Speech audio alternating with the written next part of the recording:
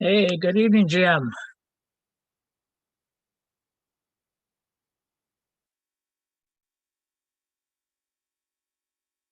And Pete Garthe has entered the room. Hey, Sipka. Everybody's pretty prompt. We're hoping to get out early. Sounds like class, Pete. That's right. Yeah. Welcome to Paul Banner. Oh, hello there. Hi, Paul.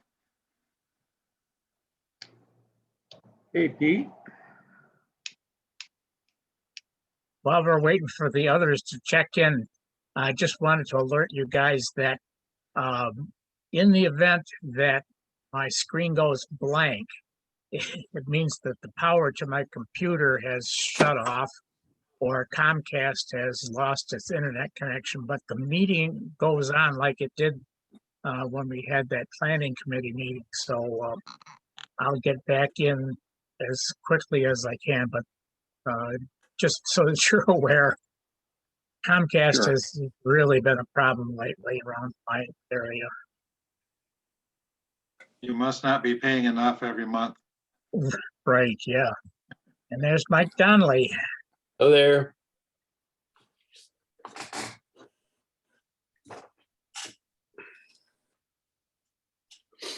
Uh,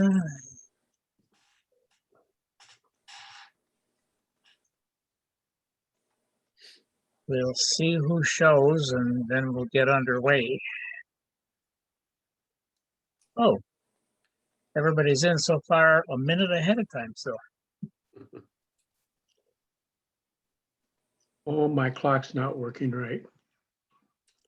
Likewise. It's Step. Galant.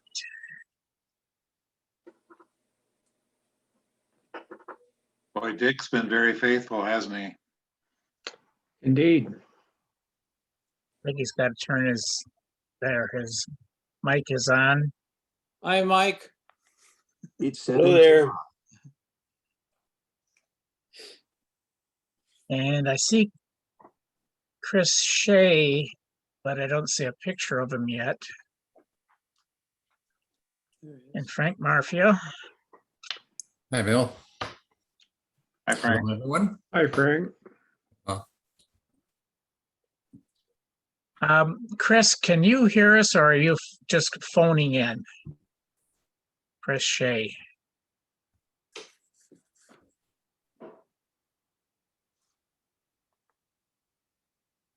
His name rings a bell. What, was he a year or two behind us? Yes, I was just had a note.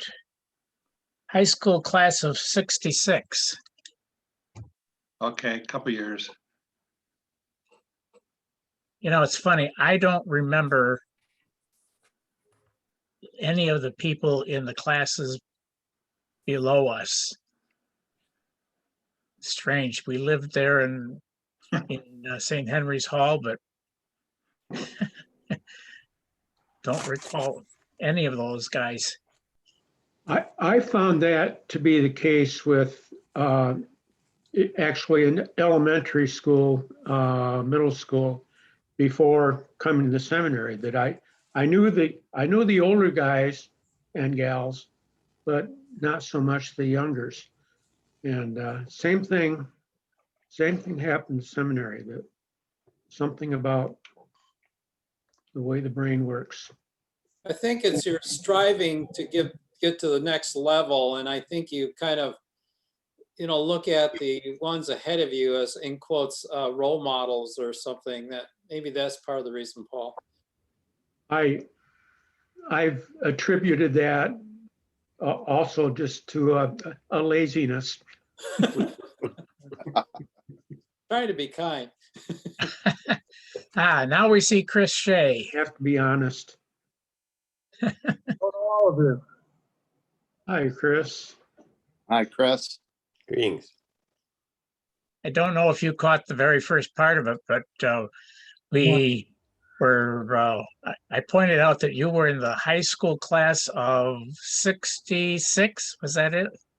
Correct, yes. Yeah, so that was only like 2 years behind our class of the graduating class of 66, but we didn't know the guy's even a couple classes behind us. Yeah, yeah. Well, we knew you guys. And I see Norb Bufka has joined the group, Hi. and Bill Gebhard is Norb. in there somewhere. Looks like Bill might be on a phone. No, I was just sitting in the Ah, dark. there he is. He's off the Sitting in the phone now. dark.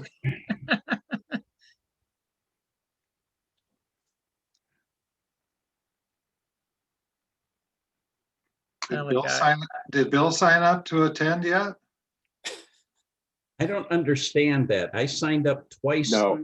on the web, and guess I still haven't hit Huh. Eureka yet. Hang on for just a second. I thought I had put you on that list. I'm pretty sure I got an email that said Bill Gebhard had signed up. Okay, my mistake. I'll get it straightened out so that Okay, I get the message. I understand. Oops, I shouldn't have said anything. I don't need a gun to go off. but it's good that more people are getting those responses, because sometimes they slip past me and get mixed in with all sorts of other emails that I'm getting, and then I go back and try and sort them out. And once again, Gmail doesn't do a good job of separating their emails. They get tossed in with so many others. Okay, and Leonard Deszelski, I see, Hi. has joined us. All right. Hi, Leonard. Hi. My gosh. Norb Look, here. Bunch of old codgers. Yeah. Wait a minute. Some older than others. I know, I'm one of the older ones, I admit. Okay. I knew Dezelski's in Leelanau County. Is Leonard from there? All Yeah. right. Oh, I guess he can speak for himself. Oh, that's- I'm from Leelanau County also. So, and I knew Leonard 60 years ago. is that Norbert? What? Yes, it is. Oh my gosh. God love you. You passed your old Liber on to me. Who did?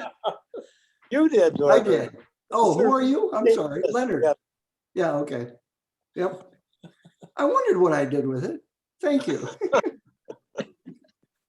My wife still uses it. Oh, really? Yep. Yeah, the sisters have gone to the extraordinary form at Carmel. And so it's very cool. Comes in handy. And we have a Latin class. Like that, but I was interested. Oh, wait a minute. How many still have their Libers? I was wondering about that. Certainly not me. I donated mine to the archives about a month ago. Oh, for heaven's sakes. Good. Too, Tom. Mine disappeared a long time ago. I don't have my Liber, but I do have my Latin English dictionary still. Oh, the bells, huh? Who has their Masale Romanum? Oh my gosh. No. I have a Henley grammar. I All also right. have my Greek grammar and my Greek text. So Oh, I yeah. had that too. Schaefer, I remember that. Yeah. I gave away all my Latin books. Ah, After I lost my vision, I figured I can't use them. Yeah, Except but I you still can- like, you can still you can sing with your Liber. Romanos et Africanos non I'm sorry. sunt amici. Inter Romanos sunt odia magna. Holy cow. what Some is of those that? lines just stay with you. what did you say? About great works. I don't know. I got great hate. You know, Mhm. Romanos et Africanos non sunt amici. Oh, We're well, never- Romans and Africans We're were not got that friends. right. Inter Romanos et Africanos sunt odia magna. It was Was a great great hate between the Yeah. Oh, yeah, that's right. But can you say it in Greek? I remember No. sin, which is one of those things in the title pages of the chapters, and it's spelled. It's what do you call it? A pantonym, where it's spelled backwards and forwards. The Mhm. same way. Palindrome. Means wash your face, not only your, or wash your sins, not only your face. Somebody in our class used to memorize all of those, and somebody other than me, and that was supposed to be wisdom, I suppose. Bill, maybe we should start. Yep, let's get going here, and we'll just add other people as they come along. I see Mike Okay. Mulcahy has entered the room. Hey, gents, how you Hi, doing? I'm like, Hey, Chris, long time no see. How are you? Yeah. Good. In the interest of moving things along, Frank Marfia suggested that we keep our intros brief so that we can, spend some time on other topics, including the reunion. So like we've done in the past, we'll start alphabetically. It helps me to keep track of who's attending. I got my checklist here. Also, as I discovered, my spreadsheet has missed some guys. So if you're planning to attend, please let me know so that I can update the list. So who you are, what class or years you attended, where you're living right now, and if you're planning on attending. So we'll start off alphabetically with Paul Banner. Paul Banner, class of 66, there through from sometime in 61 through 66. I'm in Kalamazoo. My wife and I are planning to attend. Excuse me, name again? Paul Banner. Paul Banner. Let me call you. Okay, I'm sorry. Next on my roster is Jim Blanchard. Bill, Jim Blanchard. I graduated St. Joe's High School, 1971, attended Christopher House for 2 years, and then 1 year down at St. Mary's Seminary down in Houston, Texas. Currently live in Caledonia, Michigan, which is just south of Grand Rapids, and I do plan to attend, Bill. All right, thank you. On to Norb Bufka. Hi, Norb Bufka. I graduated in 1961 and went 1 year at Mount St. Mary Seminary in Cincinnati. And I currently live in Midland, and my wife and I are planning to attend the reunion. Okay. Has Tom Dalton entered the room yet? I don't see. I am here. Oh, okay. Go ahead, Tom. Oh, there you are. I attended 5960. I live in Grand Rapids, about a 10-minute walk away from the former seminary grounds. I worked for or with the diocese for, 25, 26 years. I did retire from the diocese, worked as the director of safe environment and the conference center director as my last jobs there. And I plan on attending. All righty. On to Leonard Deszelski. Is it Leonard or Leo? How do you go? Oh, Leonard, yeah. I got it. Okay. Okay, let's see, graduated from high school at St. Joe's 66 and went a couple of years to Aquinas and then on to Dubuque College in Loras College in Dubuque, Iowa, the Pius X seminary there.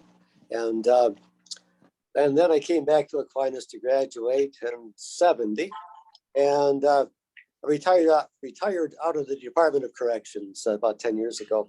And so anyway, what can I say? I'd like to attend anyway. My wife probably would not attend with me, but anyway, and in Leonard County, yeah.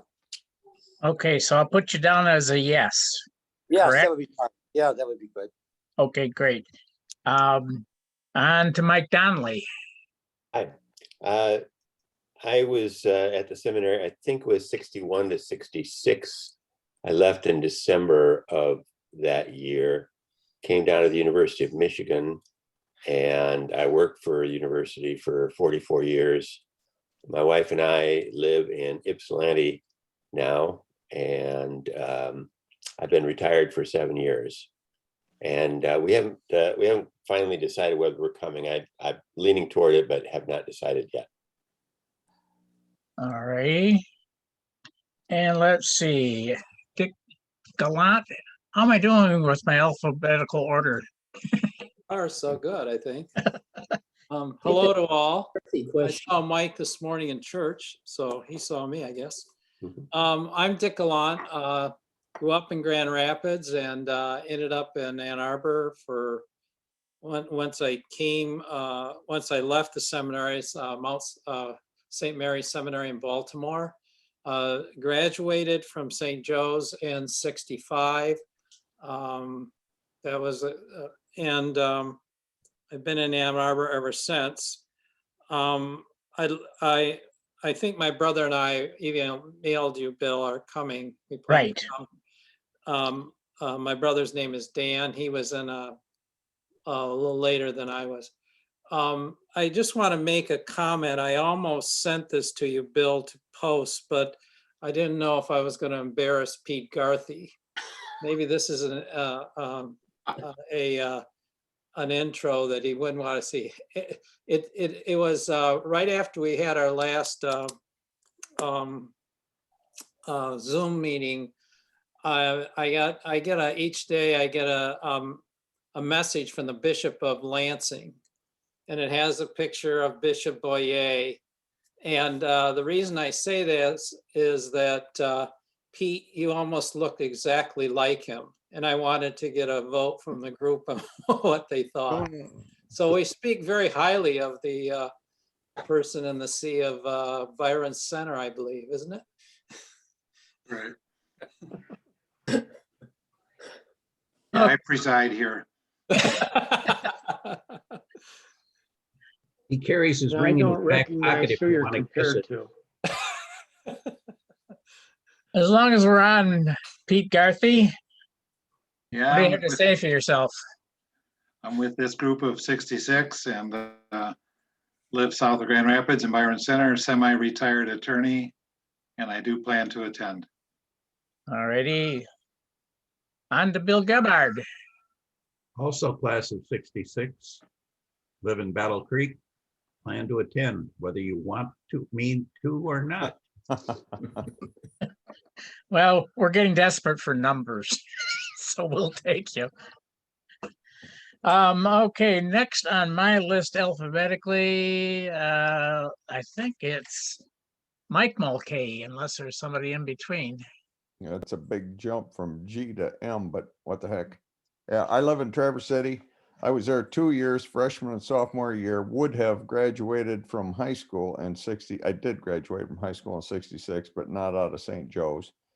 And I'm Chris's younger brother. In fact, I was the little duck following the big duck down there, but he stayed for 4 years, I think, and then switched over to the Jesuits.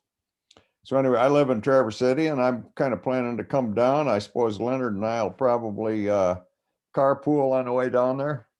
So hope to see you then. Great. How about Frank Marfia? Hello, hi everyone. I'm Frank Marfia. I'm the class of '66. I went 2 more years in the seminary. I went to St. Assumption Seminary in San Antonio, Texas. And I do plan to attend. You better. Yes. We're looking for volunteers. When I get into my spiel later on, and then we are looking for volunteers for the event. My wife will probably not come. She doesn't like going to events where she has not a clue about anybody. Until 2 years ago, or 18 months ago, I had really lost track with pretty much all of my ex-seminarian friends. Through no fault of anybody's, I just didn't realize you guys had a network of connectiveness. So it's been fun this last 18 months to reconnect with all of you. Thank you. Yeah, we can thank I Norb will be attending. for getting us all together. Norb, was that 2018, was that the first time that guys other than your class of 61 were invited, or? For the most part, yes. I think Bob Lazinski had one in 2010 or something like that, but it was just local. There was not a big push to invite all kinds of people. They're just the ones that were in Grand Rapids, basically. Right. So yeah, we went all out for 2018. Yeah, we thank you for all of that effort. And I know the guys that were working on this one really appreciate all the work that you and a couple other guys did on that. Yeah. Thank you. You're welcome. Over to Chris Shea. I was at St. Joe's from 62 to 66, graduated from high school there. Since then I've been involved in healthcare, and for about 20 some years I was the CEO of Cherry Health, a community health center in Grand Rapids and all throughout West Michigan. And then retired about 4 years ago. And so now I'm in Brooklyn, New York. Wow. My grandchildren are here, and I get to spend time with them by moving here. I plan to attend. I'm not sure if I'll make it or not, but I'll give it an attempt. Great. Chris, do you have a brother, or do you have a brother named Jim? Yes, my older brother. Yeah, Yeah. he's still in Grand Rapids. Okay. Okay, I think he was our classmate, wasn't he, Dick? Yeah, he Yeah, would have I was been. gonna ask, Dick Galant? yeah. Yeah, Dick Galant, he was your classmate. Mhm. Okay, over to Dave Sipka. I graduated from St. Joe's High School in 70, attended the seminary from 66 to 73, did 2 years at Christopher House, and then went on to the University of Waterloo in Kitchener, Ontario. There were about half a dozen of us over there. I went into the Catholic schools as a teacher and then principal, then public schools as assistant superintendent of Montague area public schools, and Muskegon ISD superintendency was my last job. My wife and I are planning to attend. Great. Okay, and that goes down to me at the bottom of the list. Class of 66. Currently living in West Bloomfield, which is a northwest of Detroit. And I am planning to be there along with my wife. So with that, let's turn things over. Oh, I know. Did anybody have anything that they wanted specifically to discuss after the reunion discussion is concluded? I know Pete asked me to send out that Washington Post article, which I found pretty interesting. I didn't realize all of that took place initially in 2019. So, but at any rate, if you have anything that you want to add to the agenda, I guess speak up now, or just wait until things at the luncheon are through, and then the floor is open. Did you guys already start out with a prayer before I got on? No. Should we do No. that? Why don't we do that? Why don't you do the prayer? Well, I was going to ask for, all right, I will. Somebody else do it next time. In the name of the Father, and of the Son, and of the Holy Spirit, amen. Dear Lord, you gave us life. You gave us memories. You gave us our families. You gave us the country that we live in. And you gave us St. Joe's. So we ask you to bless all our thoughts and our words and everything we discuss here today. Fill us with your Holy Spirit and lead us home to you when we get to the end of the dusty trail. Amen. In the name of the Father and the Son, Holy Spirit, amen. Amen. Thanks, bless. Mike. Geez, you should have been a priest. Huh? No, they would have checked my records. Maybe not. Maybe not, you know. You're making a good point there. Okay, we'll turn the floor, such as the cyber floor, over to Frank Marfia to Okay, hello, bring everyone. everybody up to date on what's been going on with the luncheon. We had a, there's an 8-member committee that it's working on the event, the event on September 23rd, and we met last Thursday, was it? Well, whatever date. Thursday, Less than a week ago. And by the way, I think we're going to have another committee meeting in 2 weeks. Just so everyone knows, we planned the next general session for August the 30th. Is that correct, Bill? Correct. Because if we did it in September, it would be the day of Labor Day. And so we decided to do it 4 weeks from today, the next general meeting. Right. So I'm planning on us hosting another committee, the group, there's 8 of us in the committee. Many of them are here. Dave Sipka, Bill Gebhard, Bill Yagerlener. We'll have another committee meeting in 2 weeks from today. Is that okay, Bill? Sure. Okay. So here's what we discussed at our committee on our last meeting. We're not just doing a couple general comments initially. The parking apparently is not an issue at all. According to Dave Sipka, the lady at the center said there's plenty of parking, right? Is that correct, Dave? Yes, yes. So we'll have something. We'll have something in an email probably eventually to discuss where all the parking choices are. Is that an acceptable? Yep. Okay, so but it's not an issue because there's apparently the lady in charge of the center said that they've never had enough. They've always had plenty of parking for events that they've hosted. And there's also no formal plan to visit the former seminary. By that I mean, we're not going to take a bus load of people. We're not going to try to call them as a group to go on a tour. It's just too confusing, too many people with COVID still doing somewhat of a research.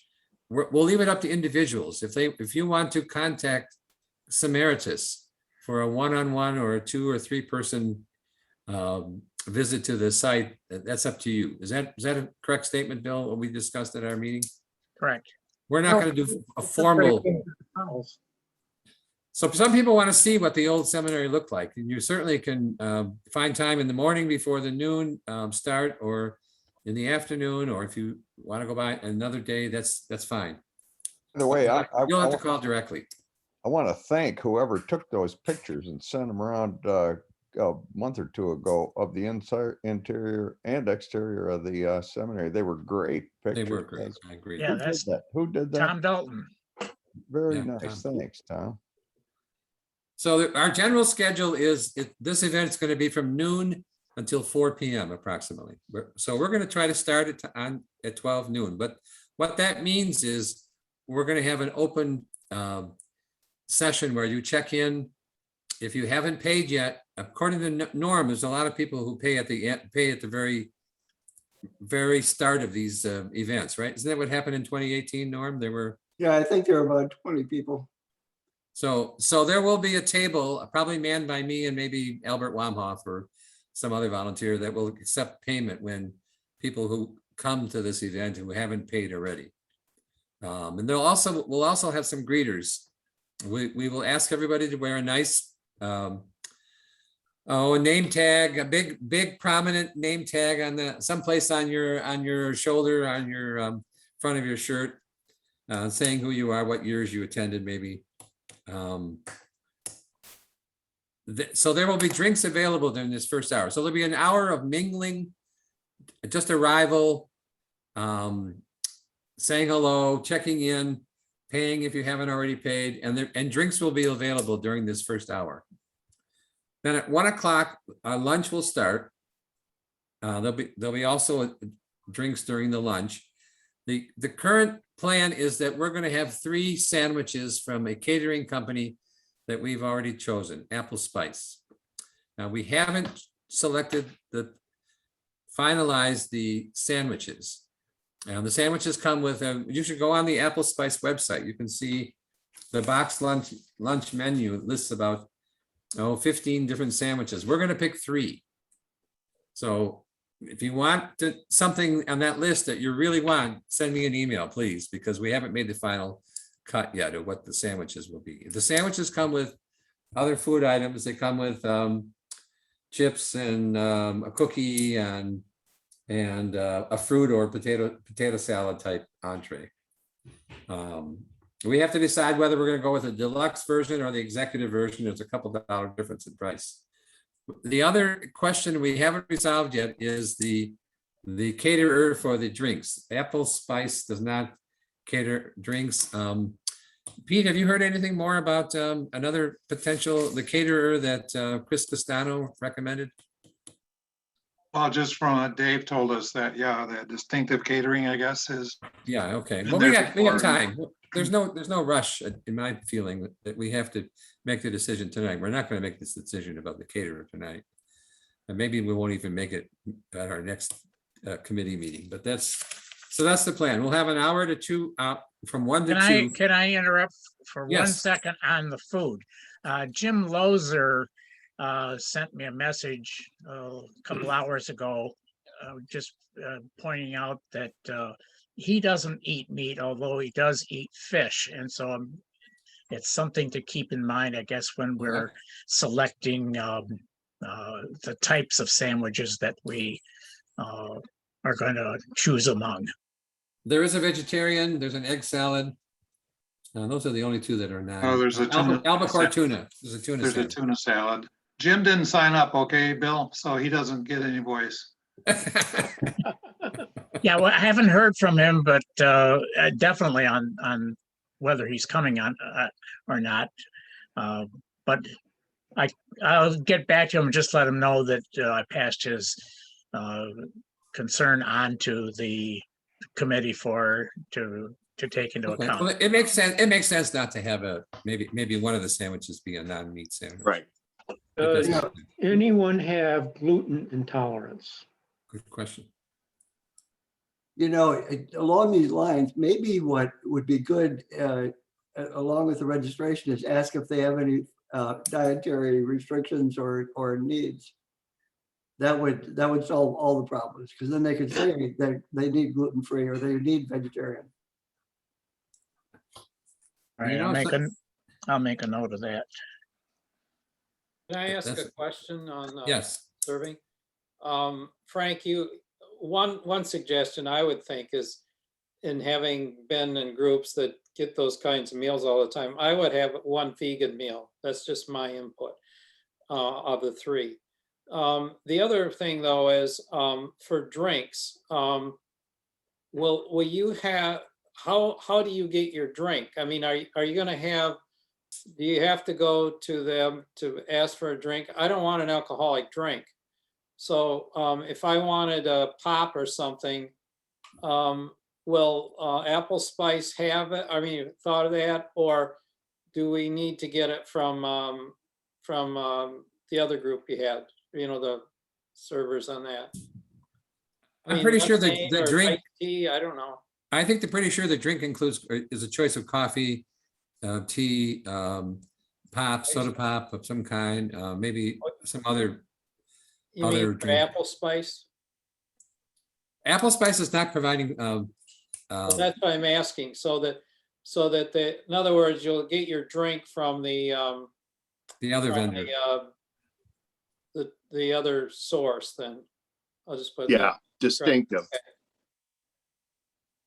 Yes, that's the answer to your question, Dick. That's the plan. We'll have plenty. I think we'll have plenty. I'm hoping we'll have plenty. We don't know yet, do we, Pete? The amount of other drinks that will be served besides alcohol. That's correct, but we'll have pop, yeah. We'll have pop. Okay, pop or iced tea, something like that. Thank you. Yeah, we'll take care of you. We'll Okay. take care. We'll have coffee. We'll have ice water. Okay. One thing we haven't discussed in the committee is seating arrangement. I don't know how. Tom Dalton, is there, how are the seats there? How are the tables? How many people can sit at a table? Depends on the tables they have. They have round tables, they have rectangular tables. It just depends on what we would want to have them set up. Okay. It's our choice. They may have suggestions. If we don't tell them, they will probably just set up whatever they want to set up. Okay. Maybe we'll have a discussion Actually, about that at our next meeting. In We'll the have a discussion. registration, I did put round tables. Okay. Just because it's a little more friendly atmosphere. So we had to include that. Okay. And somebody That's fine needs, with me. Typically, there could be as many as 6 to 8 people at a table. Okay. And I'm not sure that you want to have seating assignments or No, maybe just open. no, I don't want seating assignments. I don't particularly. Right. Does anybody else want seating assignments? No. Will they have prefects at every table? I want to know who gets the flowers at the end. Galant's responsible for lining up prefects. Prefects or defects, one or the other. Right, Dick, you're gonna be one of our volunteers because it's gonna be an assignment. You go around the table and say, you're the top dog at this table. Right, You're hi, the hog prefect. and the Petrov. But can we just take a second here and say hi to Stas? Oh, Hello, everybody. Hi, hey, Stas. Stash. Hey, Stash. We're having a discussion, Stash, about the Yep. the event, the meeting. Then at 2 o'clock, I guess by your, I'm not going to say popular demand, but nobody wants the job. I guess I'm going to MC an introduction. I'm still looking for topics, but I've started to write some down, so I think I can cover 20 minutes probably. I've given a lot of speeches in my career. All funny stories about. No, that's the bad thing about my ability to give in public speaking. I am terrible about jokes. I've dropped the ball so often trying to tell a joke that I just gave up. Give it to Gebhard, he can do it. Yeah, he probably could. Well, maybe he can write some jokes for me. Unaccustomed as I am to public speaking, I'll give you the job of writing some jokes for me, Bill, and I'll sneak them in my presentation. by the way, Dave Sipka, you want to tell the group about the possible attendance by the bishop or? Sure. When we made the registration, Tom Page, who is a classmate of mine, and he is the vicar of priests for the Diocese of Grand Rapids. Tom and I had a conversation about this because Tom made the formal application for this gathering. We're getting the use of the facility for free. And he said, Dave, he said, I'm thinking maybe the bishop would like to stop by and say hi to the guys. And he said, it is his day off. Thursdays are typically his day off, but he does make exceptions, and Tom thought he might like to stop in. So it's still sort of up in the air, but if Tom Page can twist his arm, the bishop he's a great guy. Just Grand Rapids has been lucky to have this guy. Well, we would certainly welcome anything, any part he wanted to play. I would anyway. I'm sure we all would. We can make time for him if he wants to come in just for 5 minutes, 10 minutes. That would be no problem. Yeah. Part of I heard Dave, you also made a suggestion that we could, as people are sitting either during my presentation or before or after, they could do something that Dave was calling 20 questions. Give us some samples of what you already came up with. They were pretty good. Well, you came up with some good ones too. What was what was it called, that time between evening prayer and breakfast? Grand silence. The grand silence, right? Everybody will know that probably. Magus But what was the penalty for breaking the grand silence? I don't think there right. was Oh one. yeah. Yeah. You know, what were the disciplinary things that appeared on your report card if you did a no-no? You know, what time was the evening study hall? What time were lights out or evening prayer or Compline? So just some of those that, you know, might be familiar with every class who attended St. Joe's. It would be fun to put 20 or 30. Frank came up with some wonderful questions. Yeah, I like the one about what do you say after you say hello to your new lunch mates on the first day of a change of, like in January when you get new seating arrangements? What's the first thing you ask everybody at that table? Where's the bread? I don't know. Who's having a birthday? Oh, Right? In the next Oh. 4 or 5 months?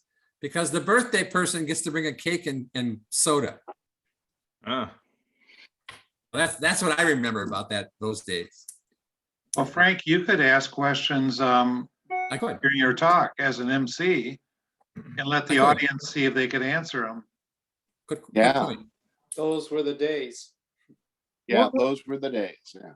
What was the newspaper, or not newspaper, but there was something that on Halloween every year, somebody recorded things that happened that year and would sort of reveal them at that time. And it's like only the shadow knows or something. I don't know.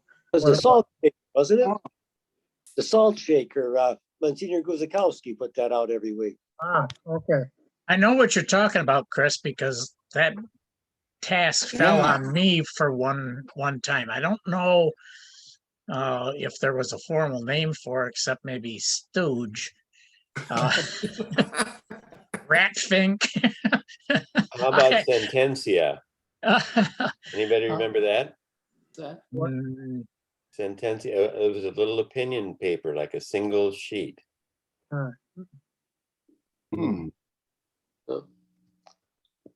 I don't. So yeah, if any of you have a good generic question that classes, it can't be specific to your class because then only your class would know.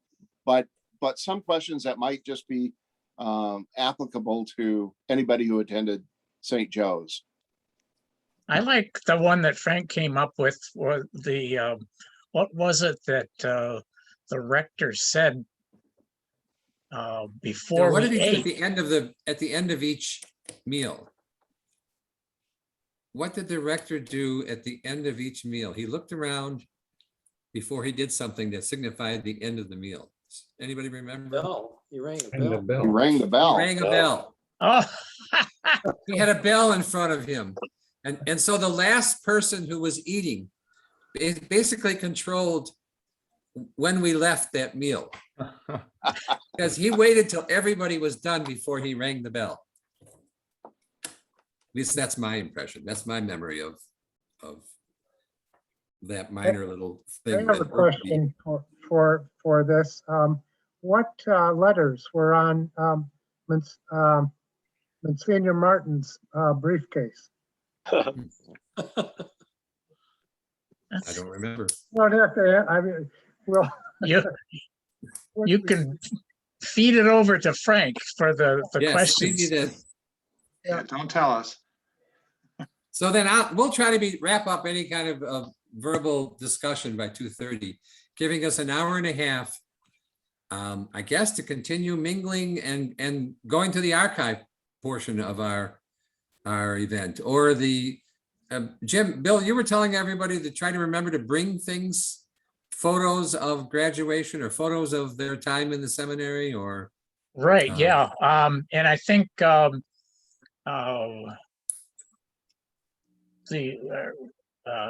just lost track of my train of thought in there. Jim Blanchard has been our go-to person with the archives. And I think, were you going to check with Angela about getting I guess my thought was if she could come up with some of the things that, well, like the recorders, Jim, you found and sent on to me about 6 or 8 copies of the recorders. I found them really fascinating. Also, you mentioned here was the salt shaker that Father Goose put out. And the other item that I thought was pretty cool would be the bulletin, the annual bulletin, only because that one had a list of all of the people who were enrolled in the seminary when that bulletin came out. Now, people who had already left were not included in that printed edition, but it certainly filled in a lot of gaps. And the other thing, I can't remember his last name, a Joe from down in Ohio has been sending me some really interesting photographs of the basketball team and the football teams of the classes in the 70s, and he's going to send along the actual banner that they used. And so he indicated that, I'm pretty sure he indicated he wanted to turn it over to the archives. I had never seen any, and he found a pin when that basketball team won the state championship for Class D. So that would really be, I mean, little things like that people. Right. They won districts, they lost in regionals to Martin. Jim? Yeah, that's my recollection too, Dave. Yeah. Well, when we were in the seminary, our basketball and football was just intramural, right? Right. We played each other. Yes. Was there some point when we played other high schools?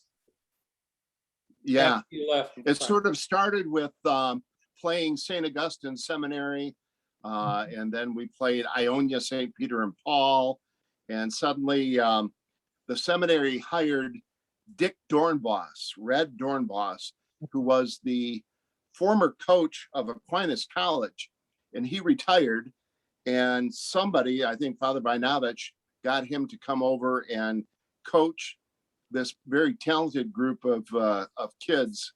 And St. Joe Seminary was ranked number 8 in the state in their senior year. What year was it? So it was, That was your senior that would year, have been Dave. the class of 70. Yeah. That's The great. guy named Whitland, isn't it? Whitland? Bill Whitland. Yep, Yeah, Bill Bill Whitland, was on Jim the Lott, team.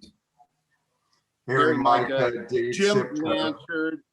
Yeah, I was on that team. Nobody wanted to sit next to Coach Dornbos because if somebody made a bad play, the clipboard never hit Dornbos's leg, it hit the guy next to him. So usually that was Tom Page because he was usually the first guy in from the bench. Harry Micah's dad was a lawyer. Harry wasn't it? What Micah? Harry's his dad was was a lawyer, huh? worked for a bank. Yeah. I don't recall Yeah. which one. Yeah. Harry Micah Sr., yeah. Harry Micah Jr. was a 6'6" center. He went on to be a professor at Central Michigan University and actually had a hand in negotiating the Northern Ireland Peace Treaty. Wow. Huh. Well, is he coming to our event?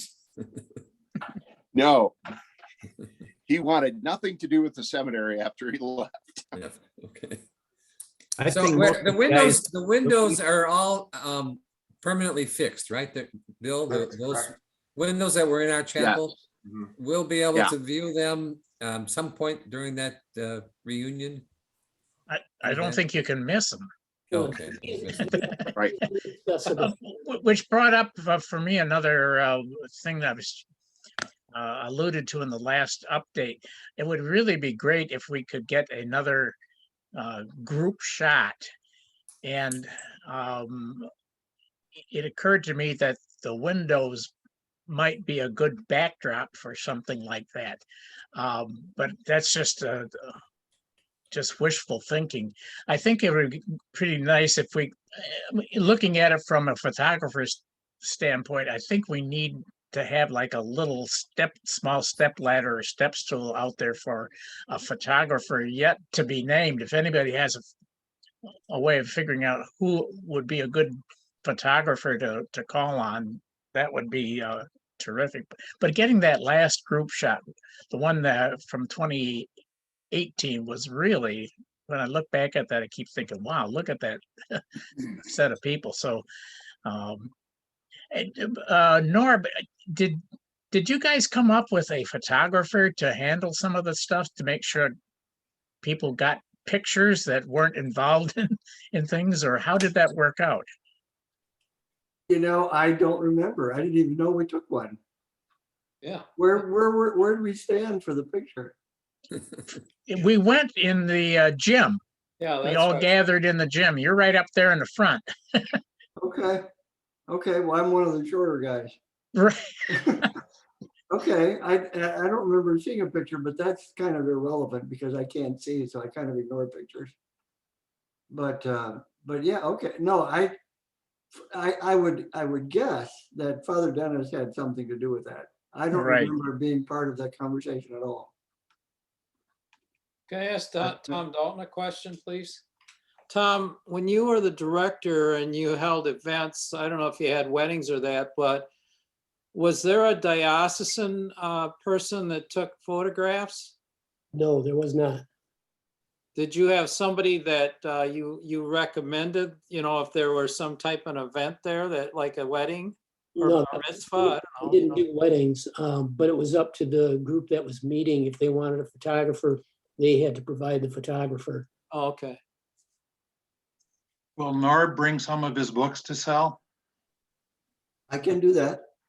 If you think there's anybody that would want any. I mean, most people have probably bought a copy. Oh, by the way, George Fulk's book, I bought it and read it. Really fabulous. I didn't realize that George and I literally probably crossed paths in Muskegon in the 50s. And when one of his parts of the book deal with his life in Muskegon growing up in the 50s, and then the next segment dealt with both on a limited scale life in the seminary. And I found it really fascinating. I thought, you know, maybe we could get some of those out for sale in case somebody wants to buy them. He did a really nice picture, I forget what medium watercolors. Is that what he does, Norb? Yeah, watercolors. Yeah, he did a nice little sketch of the front of the seminary that I was going to ask him about maybe using that for something. And some of his memories about life in the seminary, especially with his decision to leave, were kind of interesting. It was only like $7 or something like that, and I found it really interesting. So think about that in terms of something to put out there. Somebody, I guess, would have to take care of handling the sales and stuff like that.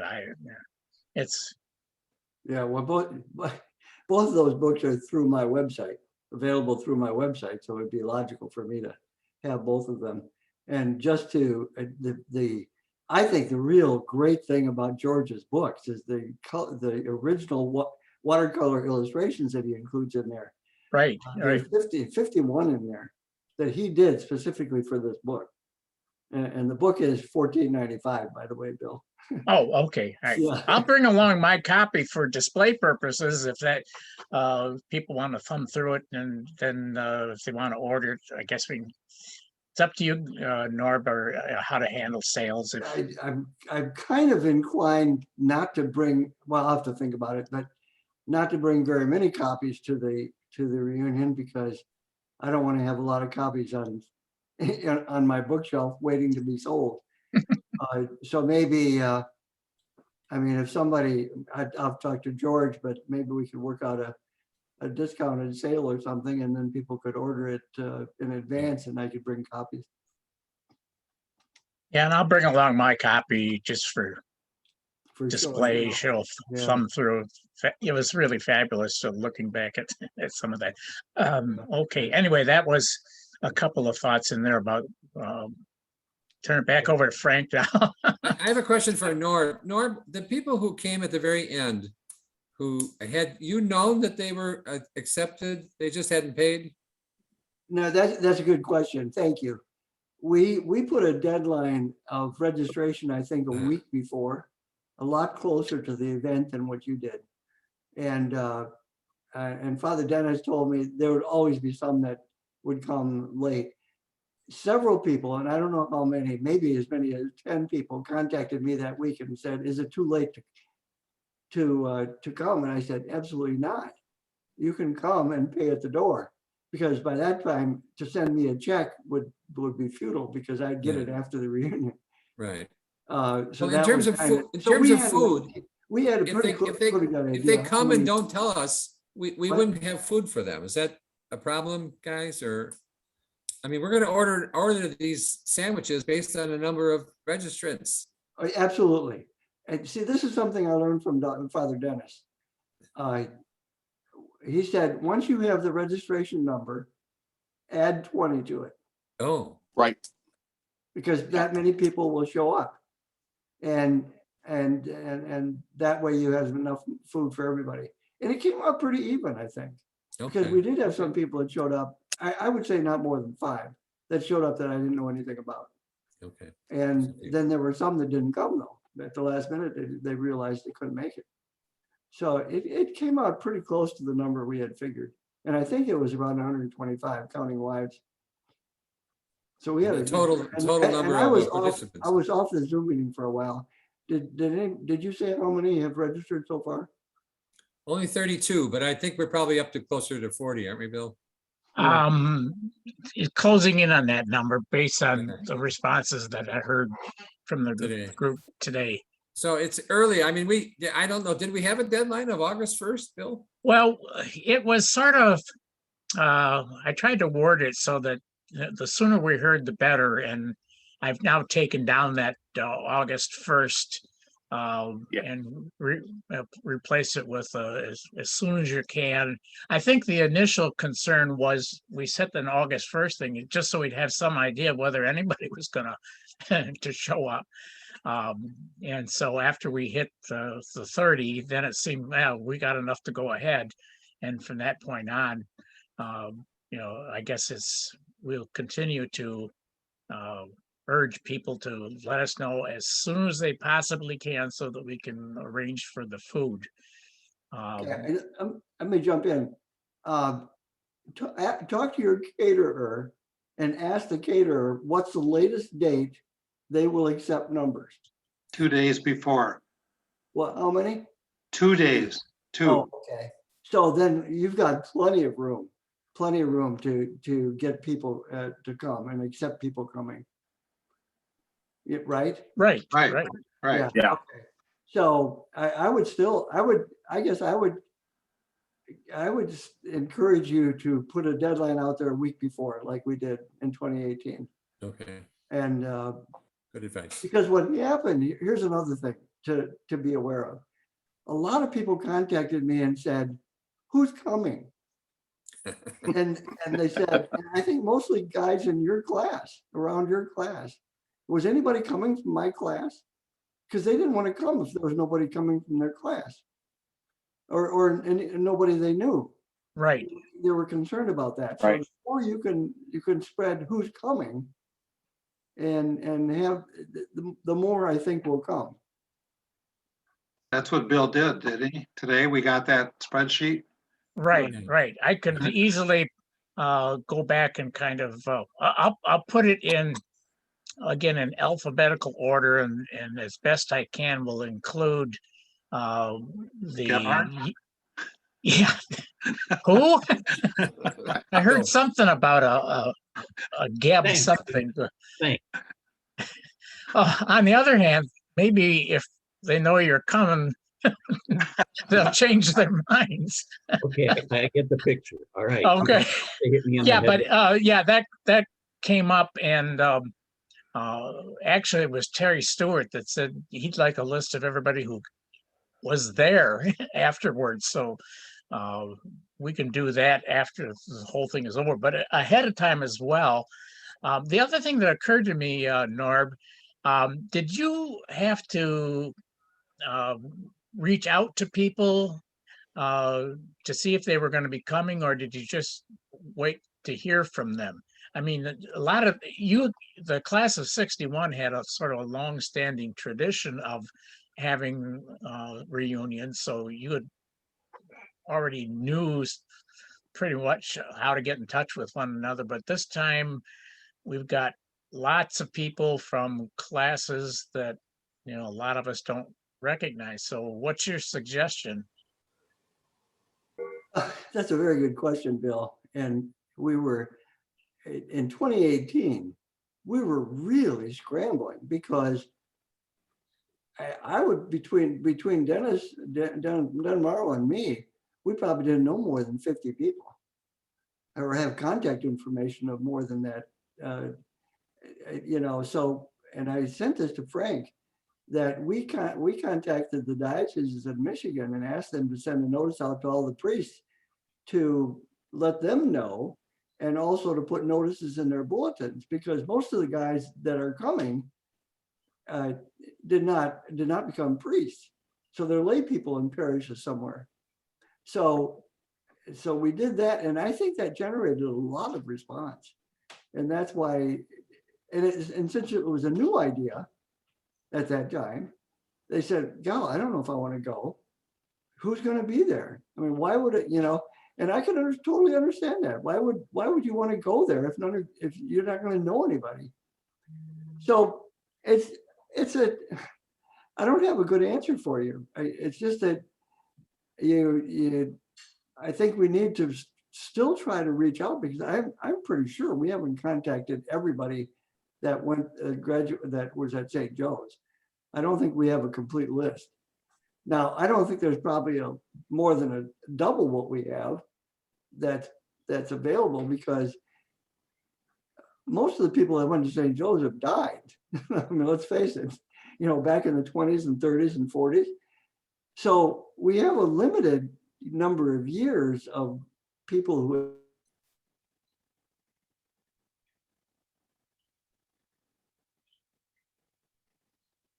I think we lost your connection there, Norb. Yeah. Bill? Yeah. seminary. Oh. And even though they're, can you hear me now? Yeah, you're back. Yeah, okay. Even though it's tempting to think that there were 200 times, you know, the number of years, but no, those 200 kids were the same one. Many of them were the same ones through 6 years. So there really aren't that many that went to St. Joe's. And of course, once you get into the 60s and late 60s and 70s, that annual number is down to the 30s and 40s for those last few years. So I don't know. I still would encourage you to contact the diocese to send a notice out to let them know that there is going to be another reunion, and see what kind of response you get. We'll take that under advisement. Frank? Yeah. Can I make, I have three little different comments. Go ahead. Bear with me. First of all, following up with what Norb just said, I don't see any problem of sending out another invitation, but perhaps based on what people have said, could you add the people you already know, so that, you know, Norb said before that, you know, if I don't know who's coming kind of thing, that you could, what do you call it? Maybe that'll, you know, stimulate people to come, or, you know, give them incentive. That's one thing. Number two, I have an idea. See, and you know, the picture that I think, Bill, you sent out, now I don't have it, unfortunately, but you had a picture of the seminary. It was kind of a drawing, you know, and something. Is it possible if you were to send it to me? And my idea is that if I can do it, to see if I could take it to a printer and use it, have the picture and use it as like a program. But do it in a way that it's, you may be able to frame it or something, you know, like here's my high school, or here's where I went, that kind of thing, just as a memory. And if I could do it, I'd be willing to print the copies at, you know, the print store here. I can't think of the name of it right now. They were with FedEx, but, and have them available, say like 150. And just give it as a memory of just, you know, the meeting and stuff, but to have the picture, if somebody wanted to frame it, or just keep it for whatever. It's just an idea. Or if there's other pictures that maybe we do two-sided, I don't know. For instance, you could have the picture of the seminary on the outside and maybe the stained glass windows, pictures of them on the inside, or something like that. The third thing is, Dave, I think you said Father Page said that perhaps Bishop, I don't know, is it Bishop Hurley? Is that his name? No, Bishop Walkowiak. Walkowiak? Walkowiak. Oh, Walkowiak. Okay. But I was unclear. I was like, for instance, the other priests like Terry Stewart, a Father Ancona, Father Vinovich. If there are any others that we would invite them or something if they want to come. It's just a suggestion. I wanted to make sure that they got on the list. So it's whatever you feel. But yeah, I think they are on the Page list. is another one, by the way. Yeah. Yeah, they are on the list. Tom Page is coming. I know that Terry Stewart can't come. Yeah, you said he's going to be away or something. I don't know. Yeah. Dick Some of Most, those is Dick Most individuals coming? that We don't you know yet if mentioned. Dick Most is coming. I haven't heard from him. Well, I please, can give Dick a call.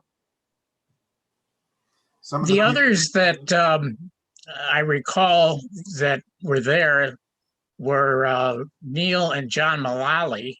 Haven't heard from either of them. Right. Although I hear from John every now and then, he'll send along some pictures or other historical stuff. And the two Grabinski brothers, Joe and Al. Yeah, I'm surprised I haven't seen Al. Yeah. I haven't heard from, somebody had sent a message to me that Joe Grabinski gave me Joe's new email address, and I contacted Joe and got Al's email address. So they're getting the emails, presumably. I haven't got any bounce backs, but then but I haven't heard anything from either of those brothers in there. I was just trying to think of others that I had recall seeing in there. Hey, Bill, the spreadsheet you sent out, I got today an email. Did that go out to everybody that's named on that spreadsheet? Yes, it went out to everybody on that spreadsheet. How many is that total? How many is that total? I think it was now up to 165 or something like that. The ones that I think Jim Blanchard sent over, I double checked them whether they were on the list already and added a few in there. There were some repeats. You repeated some of the names twice or three times. Well, but anyway, yeah, that's a big list. I mean, and only 30 or so said yes. That's, to me, that's kind of not very encouraging. oh, Well, I don't, I wouldn't be COVID discouraged. though, at this point, I don't know. No, don't be discouraged. We're 7 weeks away from this event. We got a lot of time. I thought more about 2018. I would bet that half of the people who registered were in the last 3 weeks. Mm-hmm. People, it's hard to make a decision. I didn't make a decision until Saturday night. And part of the reason I didn't is because I have some ongoing, I'm not going to get into it, but some questionable thing. No, that's the wrong word. some things that are going on that I didn't know what, if they would interfere or not. And I know they won't now, so I could register. And other people, I'm sure. And you mentioned John Mullally. He was in my class, and I know that in 2018 he registered the last week. I know his brother Neil pretty well, and I think John he mentioned something to me. John's had a medical problem here in the last couple of weeks here that might be Oh, really? serious. Yeah. Okay. I did not know that. I might have the story a little bit screwed up here too. I don't want to, don't take that to the bank. Right. I'm not sure if it was a temporary thing or a quick thing. Neil travels a lot, but he showed up last time. Right. And Jim Marfia was there last time, right? My cousin Jim. Yeah, Yeah. yeah. You were talking about. I can certainly contact him. I have his email, Jim's email address. Bill Kelly was there and Carl Acapindi was there. In my class, Pat Kildee is dead. Has anybody heard of Tom Redmond? Heard from Tom Redmond? He was in my class. So There's the Schnegalski brothers. There's two, they were at the last one. Yeah, Bob and Mike. Yeah. That brings up, I got a bounced message from, geez, I don't have his last name, Monsignor Jean from St. Peter and Paul's Basilica. Does that ring a bell with anybody?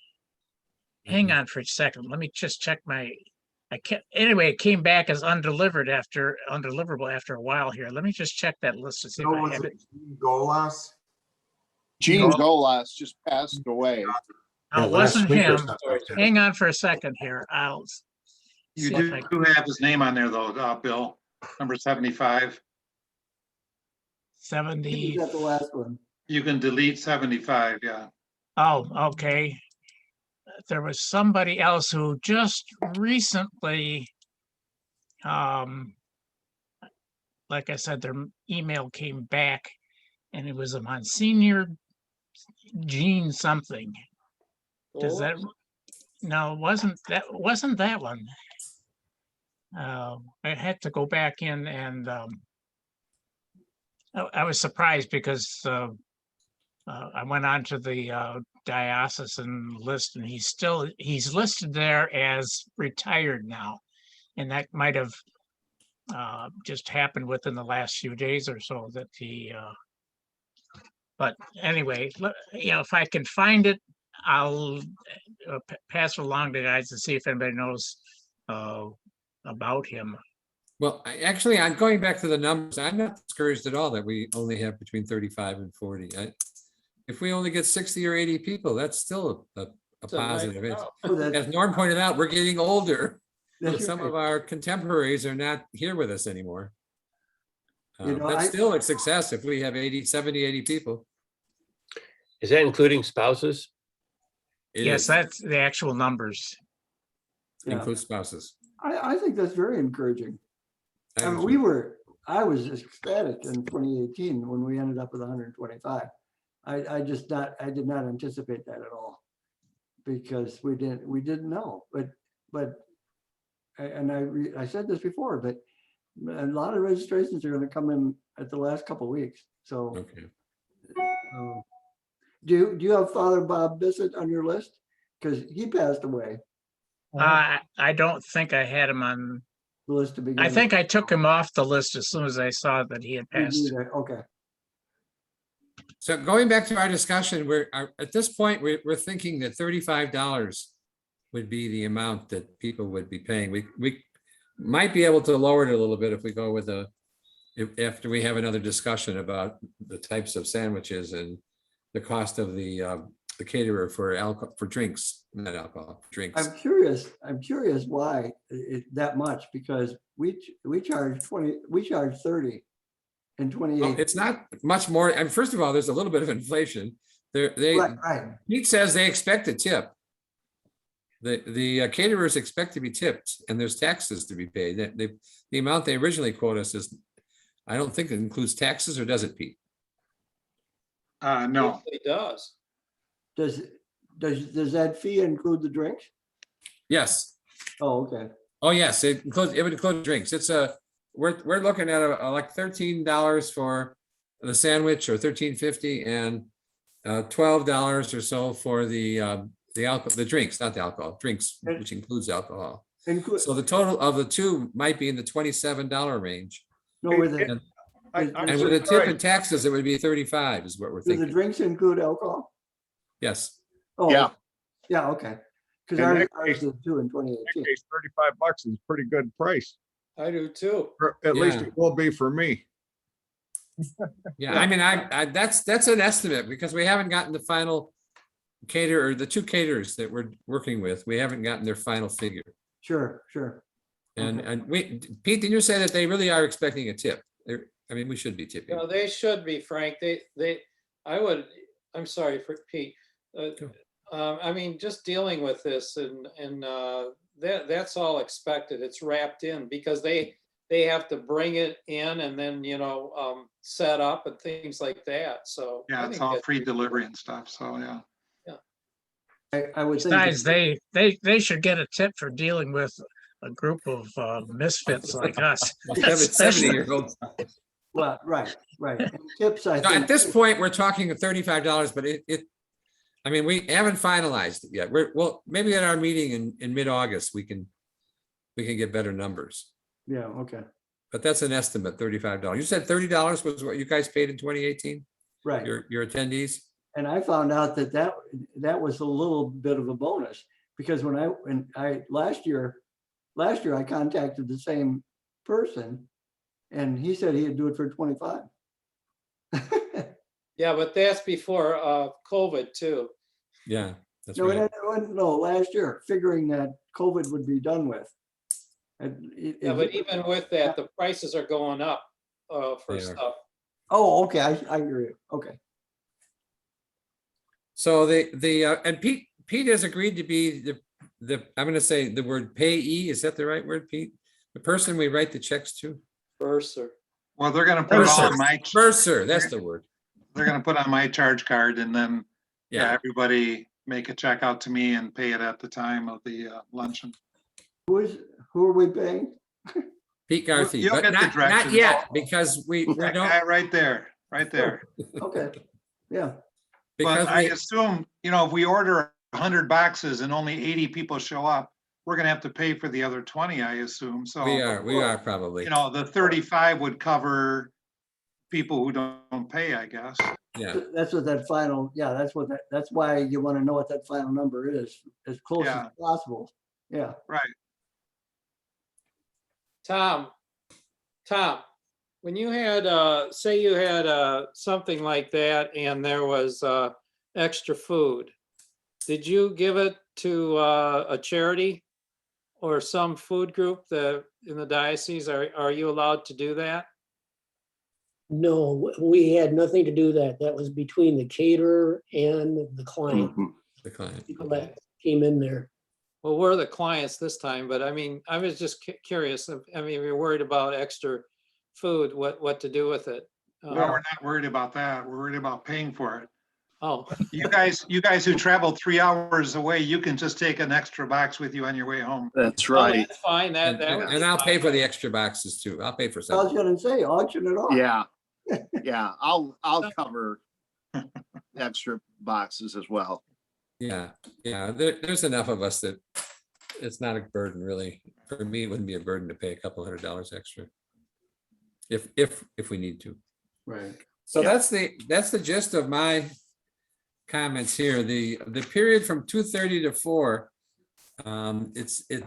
it seems kind of loosey-goosey to me, but I guess if we're gonna have a picture taken and people walking around looking at archives and windows and maybe it'll fill up. Oh, don't worry, we're gonna all be chit-chatting with everybody, so Okay. I don't think there's any problem on that.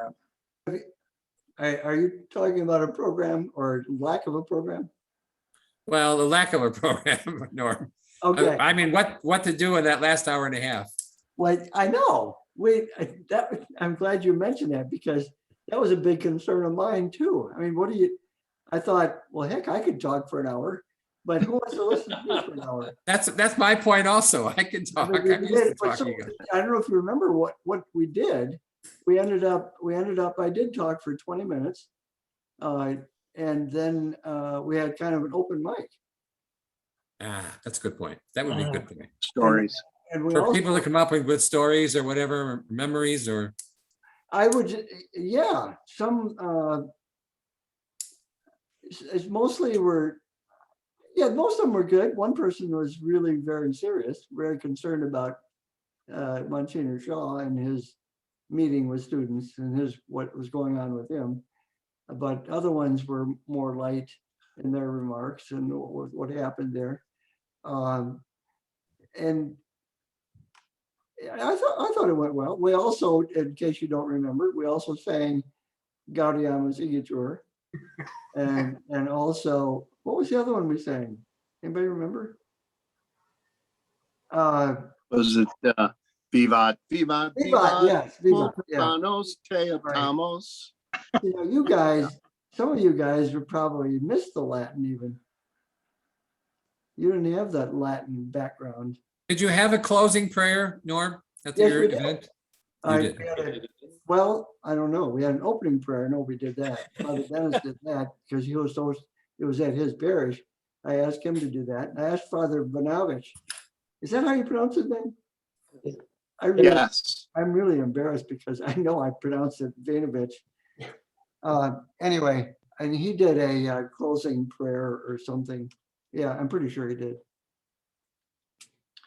Yeah, it's Well, that's all I had to say, Bill, unless people have questions. Or you want other topics to be discussed? Frank, I have a question. Go ahead, Dick. Do you want me to follow up on that, the suggestion of the picture as a I do. program? I would like the idea of a handout that we could frame. That would be nice looking of the memento of the. I mean, I don't know what the cost would be, but. Well, all I'm gonna do, it's just gonna be reproduced. So Okay. I'll take care of that. Okay. Okay. Yeah, and I'll get over to you the best, highest density picture that I can come up with. By the way, does anybody recall who actually drew that picture? It was used in the program for the closing of the ceremonies at the seminary. I didn't know that, but I got it. Yeah, they had a nice little, oh, just a two-sided folded brochure program. oh, When did that occur, Bill? When did that closing ceremony about occur? a year ago? No, this was back when the seminary actually physically closed and Oh, they put it on the auction block, and I can't recall. I thought it was 1980. Does that sound familiar to Tom Dalton there? Or No, the diocese owned it until 2016. yeah, but the seminary closed. It was closed for most of that time. That I don't know is because it became diocesan offices. Wasn't there Norb, you're our another religious? historian.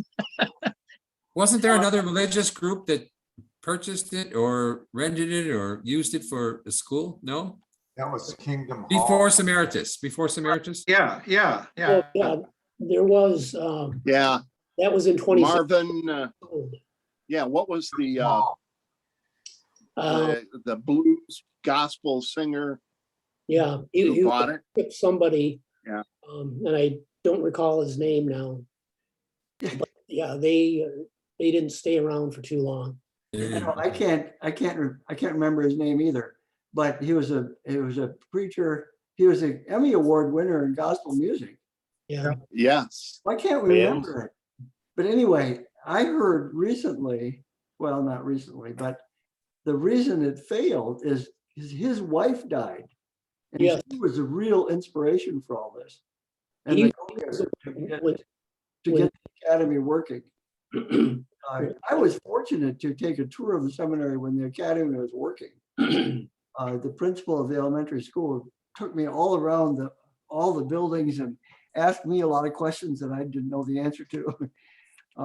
It was fun though. But Bill, you talked about a closing. What I'm thinking of too is that the closing in 2016. No, not that late. 2008, I'm thinking. Bishop Early presided at that. That's the ceremony that I was referring to. Okay, that was 2008. Okay. I was there. Okay. Yeah, that was kind of an emotional thing for me to to see its demise, so to speak. I mean, we knew it was never going to be open like it had been before. But somebody drew that nice photo or sketch that was on the cover, and it there wasn't anything that I could tell it had a signature on, so I just went ahead and used it. Right. Anyway, if you have a good copy, then that would be, yeah, we can. Yeah, so Dick, your idea, I liked it, of making a handout that we could, if anybody wanted it, could frame it and hang it in their office. Right. Good memory. Yeah. But I'm tossing it back to you, Bill. Is there any other topics that the group wants to talk about? Besides the, I mean, are any of you nervous about COVID and this variant, Delta variant, that's causing people to worry about even dining out? I think time will tell. Okay, good point. I think it needs to be addressed seriously. Needs to be on the horizon. That okay. I think we're going to have some rough months here between now and the end of the year. Could be a reason for some people dropping out.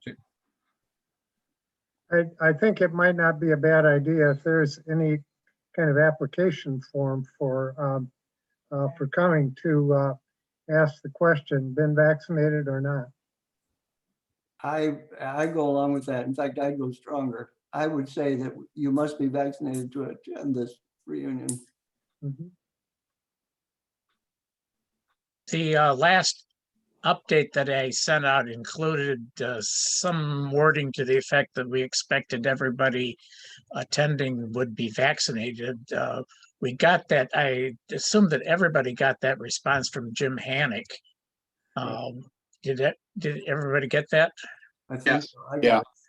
Yeah.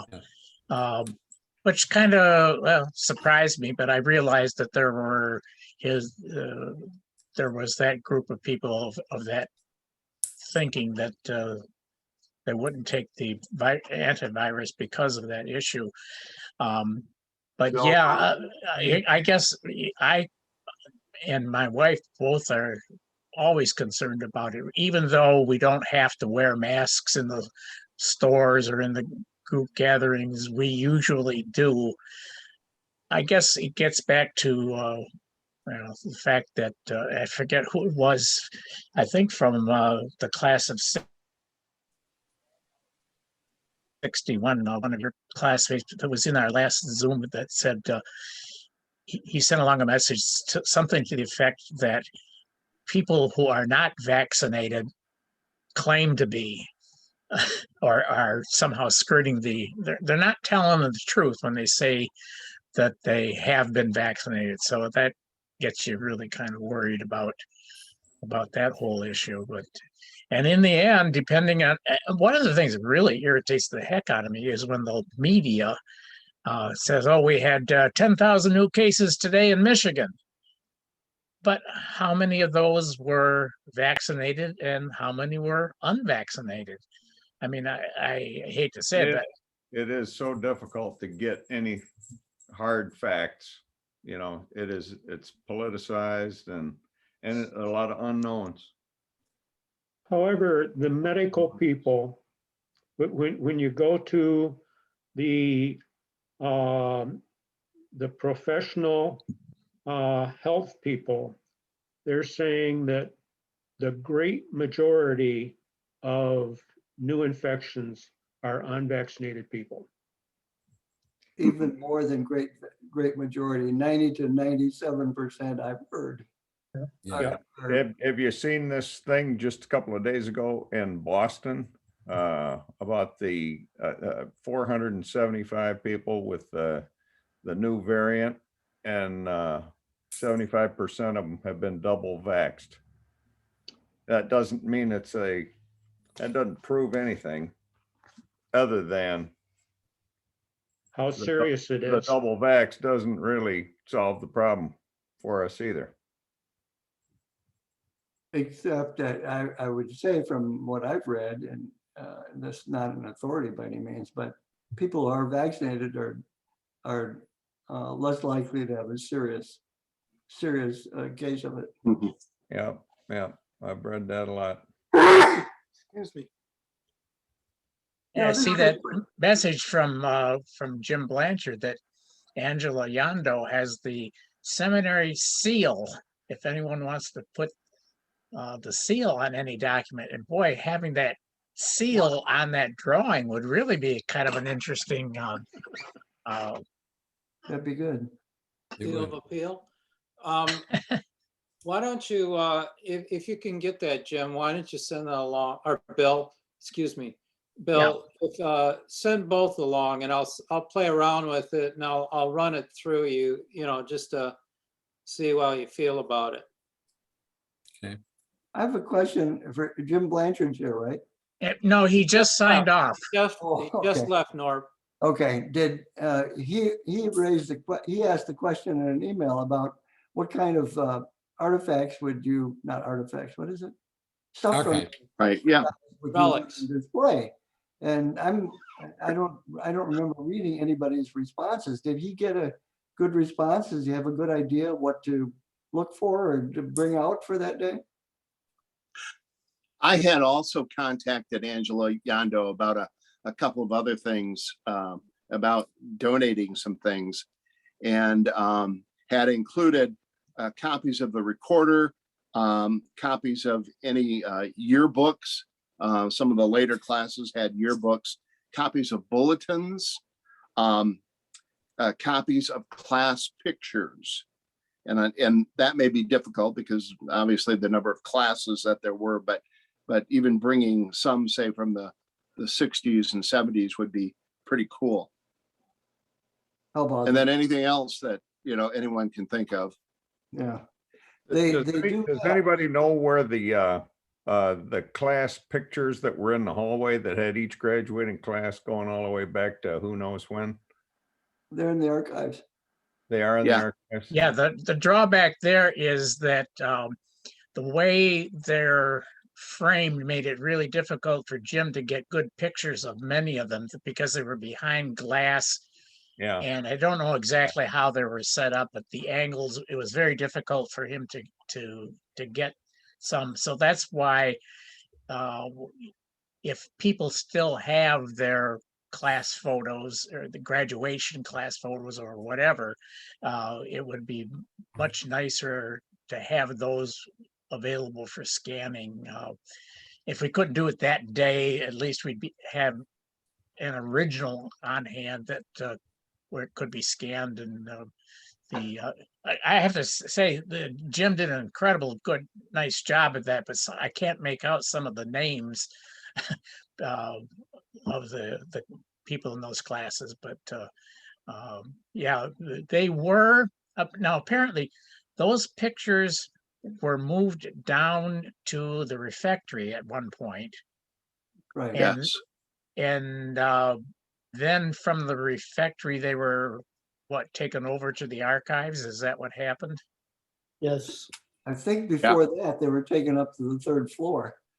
I remember being there one time when it was still Diocesan Center, and the third floor had all kinds of archives and stuff up there. And I'm pretty sure that's where the pictures were then at that time.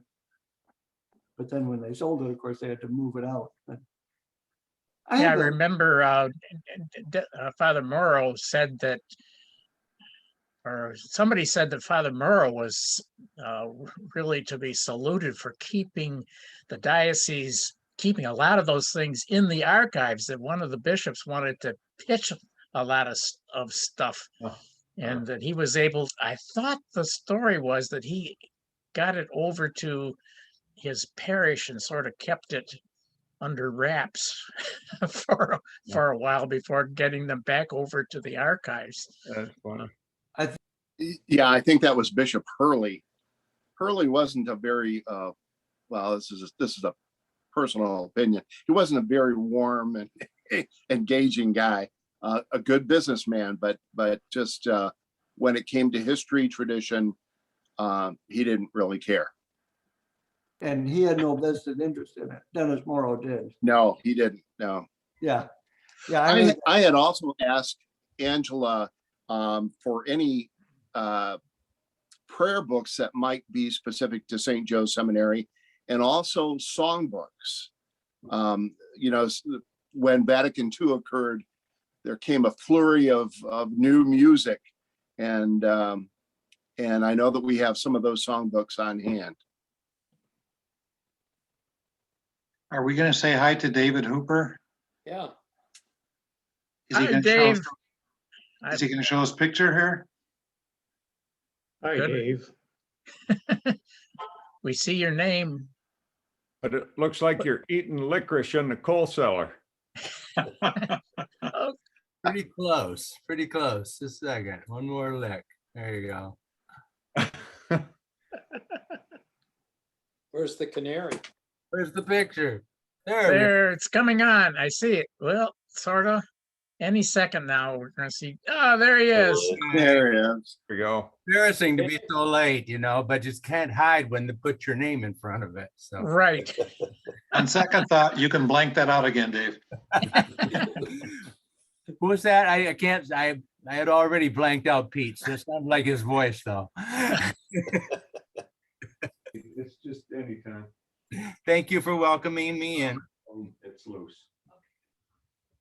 I'd like to make a general comment about communication. And I'm saying this for my own benefit as well, because I'm guilty of it.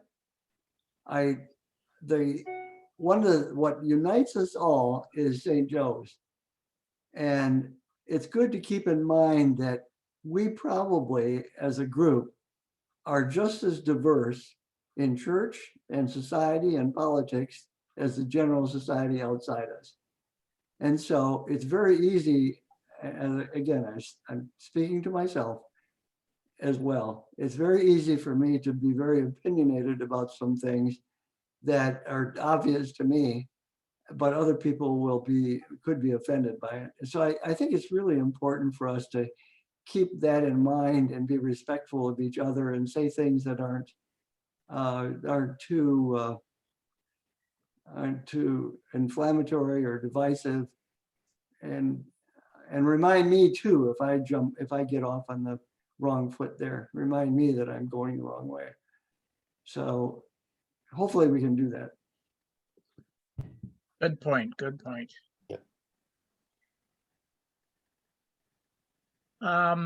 Let's see. So the planning committee is going to meet again in 2 weeks. 2 weeks, August 15th, Monday.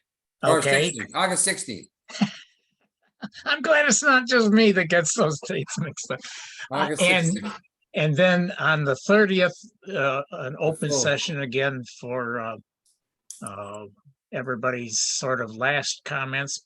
I don't think we're going to be able to squeeze in another Zoom session in September. No, I agree. But one of the things that I got to thinking about was somehow, I don't know how we could do this technologically.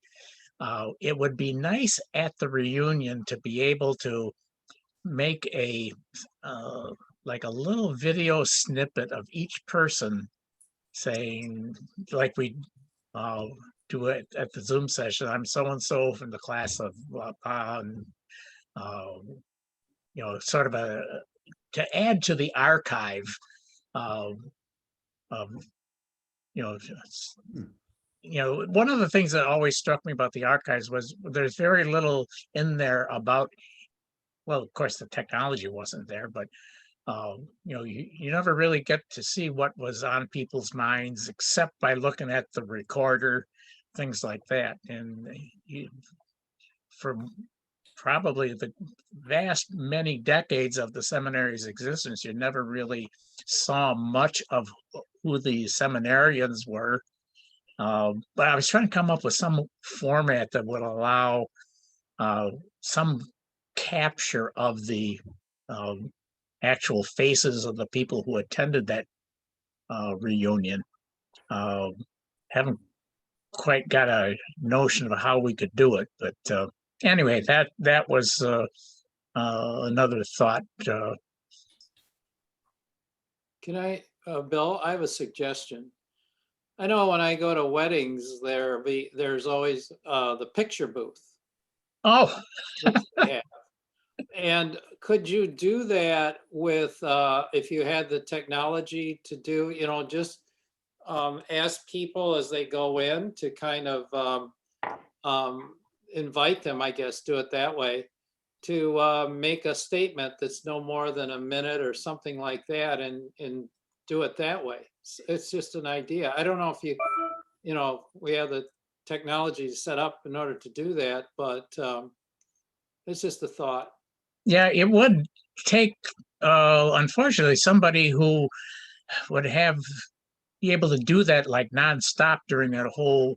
Right, it would take a while. I understand, but I'm just responding to what you're saying. Right, yeah. Unless you had 2 cameras or something like that. I don't know. But Actually, I like that idea, and I think that first hour would be a great time to do that. Would probably. Because we're just mingling, and that person could walk around like they do at wedding, receptions and things, and just talk to somebody, talk to people. Don't be concerned about getting everybody. Maybe I shouldn't say that, I guess, because some people feel left out then. but I mean, that wouldn't take a lot of equipment, because that's portable equipment. Let's give it some thought. Think about it, yeah. Yeah, we can think about it and bring it up at our next meeting. Our committee meeting. Right. Okay, any final words from anybody about anything? I see Yes, Dick. I have a question for Pete.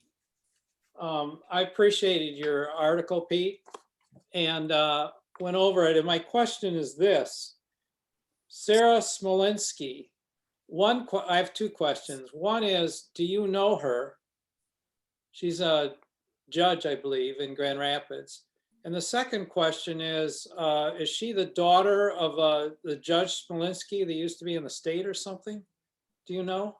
Yeah, she is. Her father was a circuit court judge here in Grand Rapids, but her brother, Mike Smolinski, was a state court of appeals judge who died from Lou Gehrig's disease a few years ago. So yeah, she's been a long lifetime member of St. Stephen's Parish. And I was curious why, if the bishop controls that at all, or are priests allowed to deny communion based on their own opinion of that, or is there a diocesan policy or whatever? But yeah, that whole thing is pretty sad. Yeah, that she's kind of being alienated by the church. Well, the thing that resonated with me, I appreciate the article. This ended up in the Washington Post, didn't it? Right. Is that St. Stephen's is next to St. Thomas. I mean, she grew up like a mile away from where I grew up, and went through the same experience. And so it resonated deeply and what occurred and everything. So I appreciate your sharing that with us. Thanks a lot. Sure. I'd also like to announce a couple of deaths. Our class of 66, Tom Kohler was in our class. I don't know if he was there 1 year or 2. He's from Leelanau County. He just passed away a couple of weeks ago. Okay. And I don't know if any of you knew Roger Dunnigan, Yeah. a priest Yeah, I who do. was ordained, and he was kind of a class, it was kind of a neat class when we were young. They were getting ordained, and I think a lot of those guys were kind of our role models. And Roger was kind of a real neat priest, I thought. And he recently passed away up in Traverse City. So we lost a couple of graduates of St. Joe's. Well, thank you for sharing that. I knew both of them, and I didn't realize that either one of them died. So yeah. I've been praying for Roger. I knew he had cancer. Yeah. And he left the priesthood, of course. You knew that. Yeah. Yeah. Okay. Yes. Yeah. He was ordained, but then left. Yeah. Okay. When did Roger die? Just When did he die? Yeah, Was it last week, maybe? very Or recently. Okay. I don't know, Mikey, I don't know if you know Mike Mulcahy, whether, Yeah, I'm trying to remember, a guy in one, my Tuesday Bible study was a good buddy of his, and I think you're right. I think it was within the last 2 weeks. I'm looking for the obit right this minute. Age 81, reluctantly died in Traverse City on July 8th, 2021. So a little longer ago than I thought. reluctantly died. Yeah, reluctantly. Being a world-class procrastinator, he thought he could put off his demise. Oh my gosh. Born in Ionia, 1940. And Right, I thought Roger was older than me. Yeah, he was not in your class, right? No, like Dave Drummond and those guys. Yeah, Yeah, right. Danner, I think. Yep. Danner. Danner's from Ionia. What, Jay Drummond, is he still alive? No, he died a long time ago. Oh, He was okay. a kind of a heavy guy, right? Yeah, lost a tremendous amount of weight, I'm told. Okay. Stas, when believe- did he pass? Or where was he? What did he do? I believe He Roger's got- funeral is this coming Saturday. Dave's is? This is Cooper speaking. I can't see myself. I believe Roger's funeral Oh, okay. is this coming Saturday, the 7th. Okay, thank you. And the note I got just said it was at Kateri Tikawitha, and I don't know what or where. That's in Leelanau County. That's Shoppertown. yeah, Yeah, the yeah. Indian Mission, yeah. He North died of- on our feast day almost. Oh, is it? Okay. Very good, interesting. Wow. Roger's uncle, Raphael, was a priest also. And just a little story there. Raphael was the founding pastor of St. Luke's in Flint, which was where I started school at the beginning of the parish in 3rd grade, and where I found my calling at the invitation of Father Jim Sullivan. And but when Roger left the priesthood, Raphael was very critical of his nephew, openly so. And very strangely, some years later, when Raphael was the pastor of St. Mary's Cathedral in Lansing, he left the priesthood also. Go, who knows, you know? Yeah. Who knows? Okay, going back to earlier discussion about the newspaper article, just got an email from Jim Hannock, probably went to all of us. He said the Washington Post references to my original home parish and to LMU piqued my interest. I recall contacting the GR bishop to express my support for the young pastor. As for LMU, it largely takes its lead from Silicon Beach. Please see below. And then there's an article by Archbishop Corleone. And so that's hot off the press. I've had very friendly conversations with Jim. I do not remember him from St. Joe's, but I think he remembered me. But I just cannot agree with him on that issue. Likewise. Yeah. I mean, I don't know how to say that in a friendly, based on what I said earlier about being understanding and listening to each other. I find that I just can't agree with that. Well, you're talking about his point about some of the vaccines, not all of the vaccines, but some of the vaccines coming from Same-sex marriage, I think. Well, from that's one. Yeah, there were really two issues. I think it was aborted babies, I believe. The Yeah, issue, Jim's issue That was his aborted first. My understanding is that they're using fetal tissue, but there's no aborted babies involved anymore. Correct. No, Mike Donnelly, you're saying that he shot another note that's hot Yeah. off the press. The first one was about the vaccines. On And the second you know, one, if the Pope says that's okay, I'm not going to second guess it. yeah, The second one that just came out had to do with the article in the Washington Post. And that was about the same-sex marriage and communion. yeah, yeah. And he supports the pastor, he said. Yeah. Yeah. Well, you know, Interestingly, to my recollection, he said there's also 1 Corinthians 11:27-29. I just did a little Bible study on that, and I think, if memory serves, those verses talk about recognizing Jesus in the bread and the wine, and they don't talk about other factors to be considered in whether you can receive communion or not. There may be other places to look, but that particular passage in scripture just talks about, do you recognize the body and blood of Jesus in the sacrament? Just a comment about the vaccine. One of the things that surprised me at first was when, was Pfizer the first one? Yeah. It was the I first think one so. to bring it out. Yeah.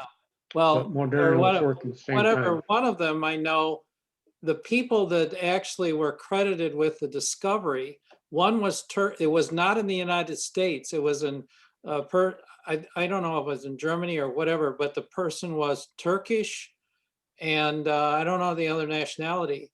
And I suspect that the reason that was done is to get away from the controversy of the abortion issue. That's just a guess, but I was surprised when it was said it was not discovered in the United States. At least that's how they projected it out. And then they never said much about it, except when it came to the United States and that issue was brought up, and the bishop said it's okay to get the shots. I remember seeing that. So whatever. however, there are a lot of bishops that say don't take the shots. I don't disagree with you, Mike, but I'm just saying what, came back on that. The one thing I can agree with everybody on is that I really don't know anybody yet that knows what they're talking about. I just, you know, every last position has got a counter position, and they all seem like they got some rationale behind them. And I think we're a long way from getting to the bottom line. I don't think we know where we are. I think we are adrift. We don't even know where it came from. I mean, we got people saying it came out of the Wuhan lab, got other people saying no.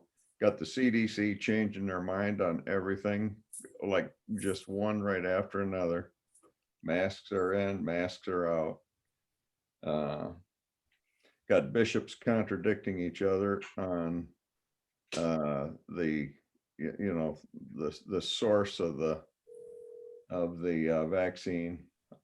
So it'd be nice if there were and the vaccines aren't even vaccines, right? I mean, these are a completely different thing. They are not developed the way any other vaccine was ever developed. These use that mRNA stuff, and that is not the same thing as a vaccine, but we call it a vaccine now, so I guess that makes it a vaccine.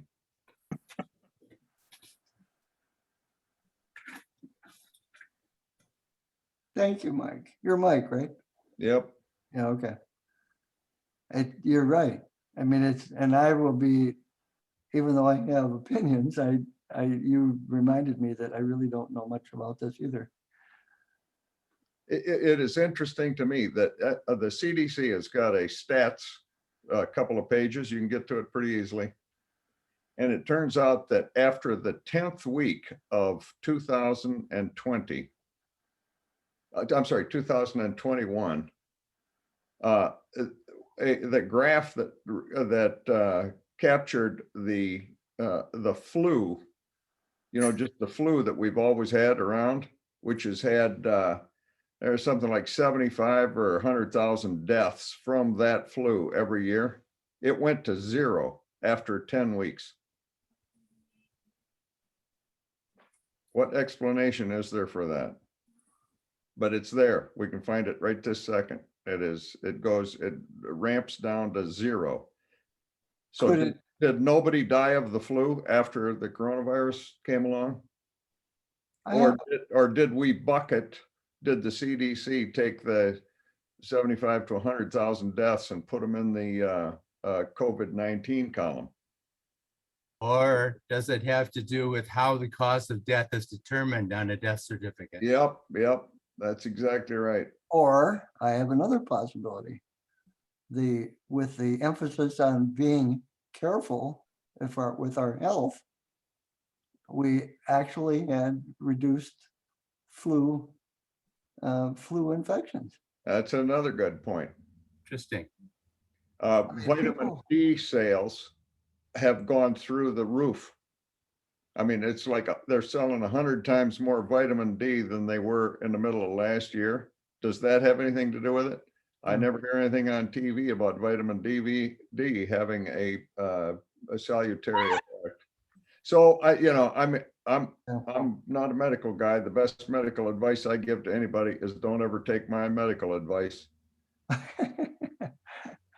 But Listen, Bill, I've got to leave. I'm sorry, you guys. It's a good conversation, but I've got another commitment. hey, So Frank, good to see your smiling face. It's been a long time. You were in Chris's too. class, and now Jim Marfia is your cousin, My but not cousin. your cousin, not your brother. Okay. No, first cousin. There were 10 boys in that family. I and used to 4 play bo- chess with him all the time. And I then- bet you don't anymore because he became the state champion of Michigan. He's so I- good. he's got a book out on chess. I spent some time yakking with him not too long ago. But Yeah, both he and I played Jim Hannock. And Jim Hannock would be reading a book. We would take 45 minutes to make a move. Hannock would look up, look at the board, make a move in 3 seconds and go back to his book and win every time. Hannock was a rock star. I thought I was a decent chess player. And then when I got my first freshman year in the seminary, I realized I was a novice. Yeah. I came to other people who really were skilled. It's like golf. Just when you think you're good, you go out with Pete Garthe and find out you're no good. Okay, guys, time to go to bed. Take care. Yep, I gotta go. Hey, Anyway, God bless our you next all. meeting, our team meeting, Pete's on it. Yep. Let's see who else is on it. Bill Gebhard's on it. Whoever else is on this meeting, we'll meet again in 2 weeks on August 16th. Nice Okay. work to your team. Thank you. Thank you very much. Here, here. Bye. Farewell. Thank you. Good night. Okay, guys. No. Night to all. Good night. Night. Good night.